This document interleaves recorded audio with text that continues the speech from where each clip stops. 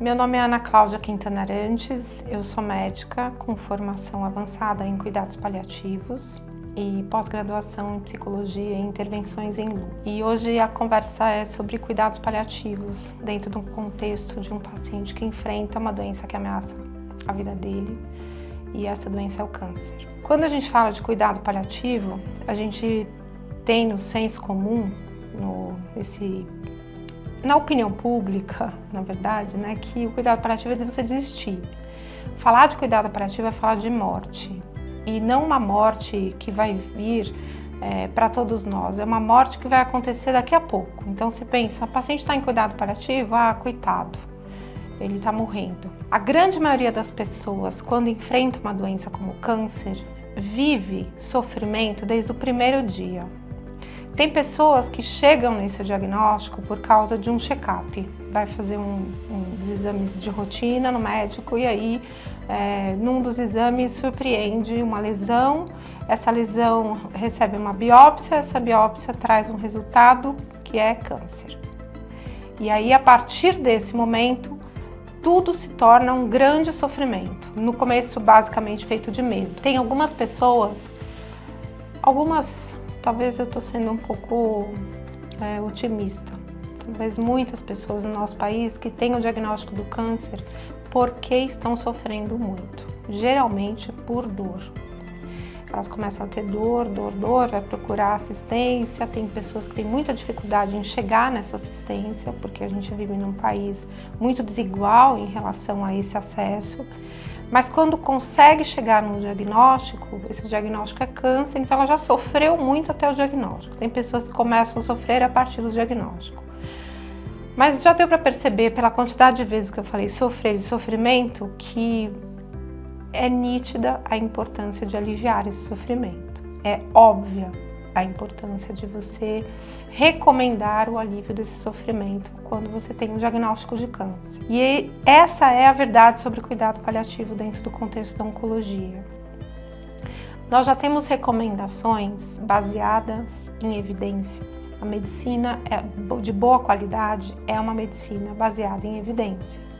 E o que nós temos hoje é que o paciente que recebe cuidado paliativo, logo ao diagnóstico de uma doença oncológica localmente avançada, você tem um tumor grande localmente avançado, ou você tem lesão à distância, ou seja, metástase, esta pessoa precisa receber a abordagem de cuidados paliativos para que ela possa ter um tratamento de boa qualidade, não só no sentido do tipo de medicação que ela vai receber, das doses que ela vai receber, da assistência oncológica que ela vai receber, mas também porque recebendo cuidado paliativo desde o diagnóstico, essa pessoa vai ter uma melhor qualidade de vida, ela vai ter menor índice de depressão.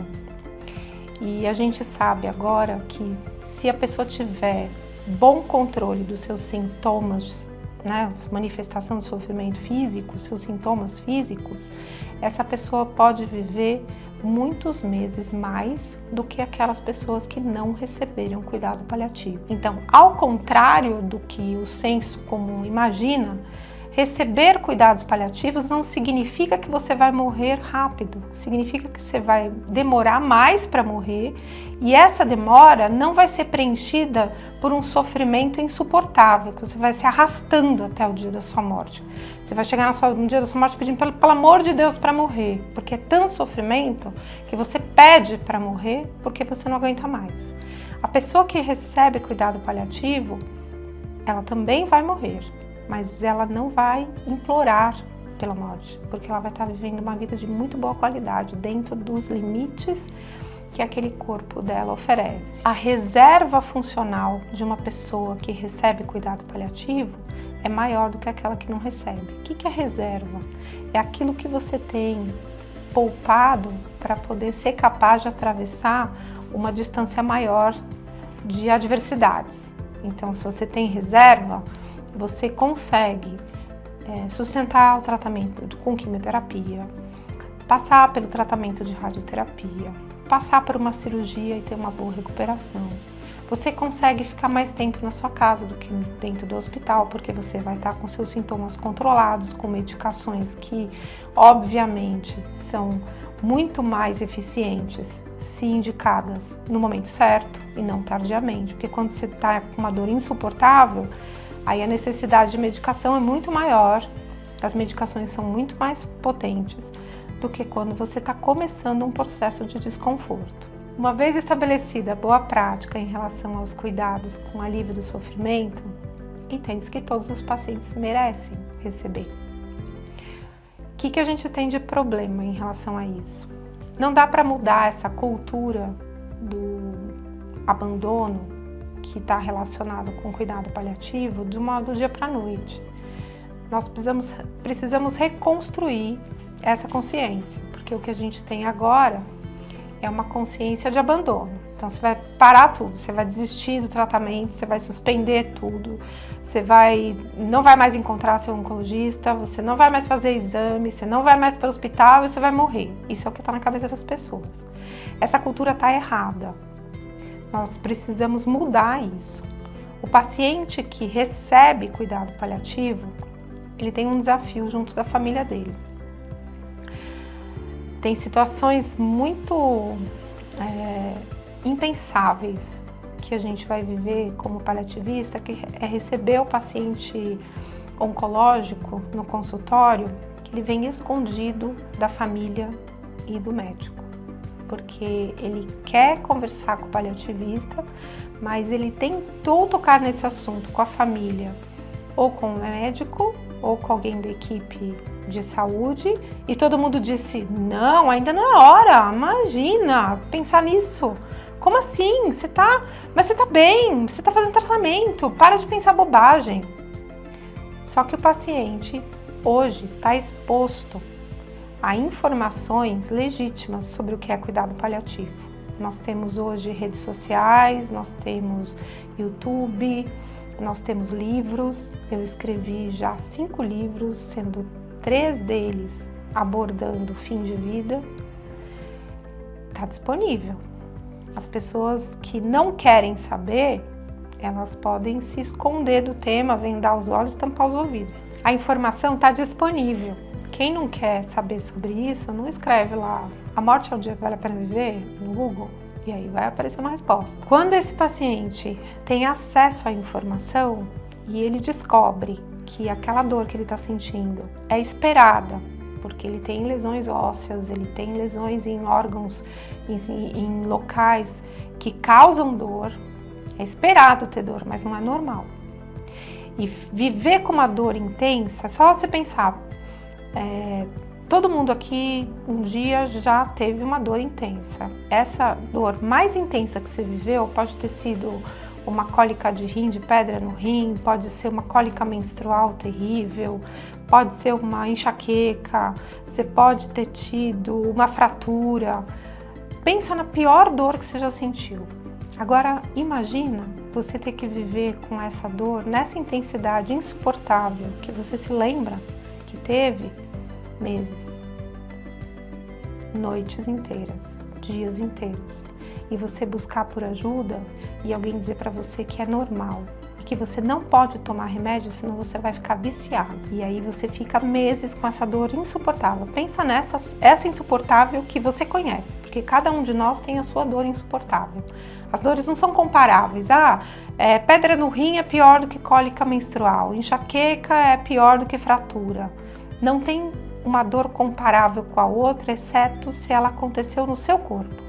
Aí você consegue saber qual que é pior. Se aconteceu no corpo do outro, não tem comparação. Você vai pensar que vai precisar permanecer com essa dor insuportável meses e meses, e às vezes anos. Dá para aguentar? O que você prefere? Imagino que você quer alívio do sofrimento, né? Porque sofrer ninguém quer. Morrer pode ser que tenha gente que fale, não quero morrer, não quero que seja agora, eu vou aguentar, eu sou forte, eu sou capaz de passar por isso, eu tenho fé que eu vou superar. Mas se você tiver o apoio para aliviar esse sofrimento durante o tratamento, vai ficar muito mais fácil você ser capaz de atravessar essa jornada de tratamento. E aí vem o paciente procurar o paliativista escondido da família, porque ele não recebeu apoio para alívio do sofrimento dele, porque está associado com desistir de tudo. Dá vontade de desistir. E aí, quando o paciente pede para desistir, que ele não aguenta mais, é quando pode ser que alguém reconheça que está na hora do cuidado paliativo. E aí tem uma associação de que a hora que fala cuidado paliativo, o paciente está em cuidado paliativo, vão me chamar o paliativista para eu sedar o doente, para eu tirar a consciência dele. E isso não é o correto, isso não é verdade. A gente é chamado para aliviar o sofrimento. Quando você alivia a dor, pode acontecer a expressão das outras dores humanas. A gente não tem dor só física, a gente tem dor de alma, a gente tem dor familiar, a gente tem dor social, a gente tem dor emocional. E essas dores, estou batizando de dor todos os sofrimentos, mas é angústia, é medo, é a família que está em grande sofrimento, é perder o emprego, é ou ficar afastado, ter que se aposentar, você receber o laudo lá, aposentada por invalidez. Como é vivenciar essa dor social? Como é você entrar em crise com o que você acredita? Você ter uma dor espiritual. Todos esses aspectos humanos são cuidados também na abordagem do cuidado paliativo. E você protege o paciente desse sofrimento. Tem situações em que a família vem buscar escondida informações. Já teve famílias que vieram procurar e falaram assim, nossa, a minha mãe está com câncer de ovário e aí esse câncer é muito avançado, então acho que agora é só paliativo. E na verdade não é. Tem muitas situações onde o câncer é localmente avançado e tem metástase e que é legítimo fazer o tratamento, porque melhora, diminui o tumor, prolonga a vida. E aí não é hora de não fazer, é hora de fazer com responsabilidade, é fazer com proteção diante do sofrimento que essa pessoa vai ter que atravessar com uma cirurgia, com sintomas decorrentes desse tumor que está espalhado, com sintomas decorrentes da quimioterapia que não é para fracos. Tudo isso vai acontecer, mas vai acontecer de um modo mais sereno se tiver esse cuidado. Então, às vezes vem a família procurar achando que já é paliativo. Mas ainda não, tem tratamento para ser feito. Então não é porque o câncer está numa fase avançada que significa que o paciente morre no dia seguinte. Ele pode ter um tempo de vida que vai valer a pena viver se for cuidado. Só que as famílias também têm muita dificuldade de olhar para esse sofrimento e reconhecer que aquilo significa a consciência de uma finitude. E as pessoas não estão preparadas para lidar com isso, porque elas não conversam sobre isso. Eu tenho amigos oncologistas que dizem que o mundo está separado em dois grupos, os que têm câncer e os que ainda não têm câncer. Então, para quem ainda não tem câncer, talvez valha a pena conversar sobre esse assunto. O que vale a pena, o que eu dou conta, o que eu não dou, até onde eu posso ir por amor. Tem muitas famílias que falam, mãe, não desiste, não vão parar o tratamento, você precisa lutar, você precisa ficar com a gente. E essa mãe está fazendo as coisas muito mais por amor por essa família do que exatamente por propósito de ser submetida a toda sorte de intervenções para tentar manter uma vida que ela considera muito ruim. Mas ela faz isso por amor. As famílias querem proteger o paciente da verdade que está no corpo dele. E aí não fala sobre isso. E aí quando você não fala, você está, na verdade, sequestrando dessa pessoa a chance de dizer o que ela quer fazer com o tempo que ela tem de vida. Ela não está esperando para viver depois da cura. A vida não vai acontecer depois da cura. A vida acontece durante todo o tempo. Então ela não tem programa para depois da cura, ela tem programa para hoje. Nessa agenda de cuidados precisa ter prazer, precisa ter alegria, precisa ter lazer. Esses momentos com a família podem fortalecer essa coragem de lidar com um assunto tão delicado como é o fim de vida.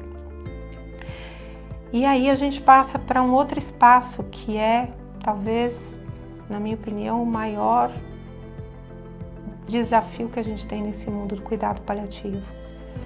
É o entendimento dos profissionais de saúde. tanto de quem faz cuidado paliativo, de quem oferece esse cuidado, como daqueles que não sabem fazer ou fazem no caminho do bom senso. Isso é uma questão de bom senso. Então, eu sei fazer cuidado paliativo porque eu tenho bom senso. Eu costumo dizer que bom senso e bom gosto todo mundo pensa que tem. E a questão de bom senso, na verdade, é um parâmetro muito pessoal do que é limite. E cada um de nós tem um parâmetro do que é limite. E nós precisamos ser capazes de conversar com o paciente para saber o que é limite para ele.